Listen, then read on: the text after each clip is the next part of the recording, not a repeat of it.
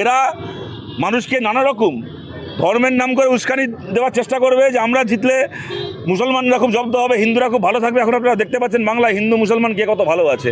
এই যখন আমরা তপসিয়ার বুলডোজার আটকালাম তখন এটাকে নিয়ে সোশ্যাল মিডিয়ায় প্রচার শুরু হয়ে গেল যে সিপিএম মুসলমানদেরকে বাঁচানোর জন্য করছে। বলুন, যে শিয়ালদা স্টেশনে যে হকারদের জিনিসপত্র ফেলে দেওয়া হয়েছে, বেলঘরিয়া স্টেশন থেকে শুরু করে, যে সোনারপুর স্টেশন থেকে শুরু করে, বর্ধমান থেকে শুরু করে গোটা বাংলা জুড়ে, কোচবিহারে রেলের যে কলোনি ভাঙা হয়েছে, বলুন সেগুলো কি খালি মুসলমানরা থাকতেন সেখানে?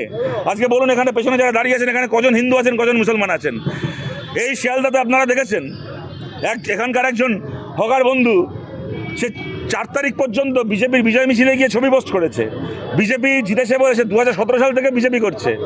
সে শ্রমিক ভট্টাচার্যের পোস্টে গিয়ে কমেন্ট করে এসছে যে 2017 সাল থেকে বিজেপি করে আজকে এই প্রতিদান পেলাম, ক্ষমতায় এসে সবার আগে আমার দোকানটাকে ভেঙে দিলেন, আমরা দেখে ছাড়বো যে আপনার দল এখান থেকে বিদায় হয়েছে। সবাই দেখতে পাচ্ছে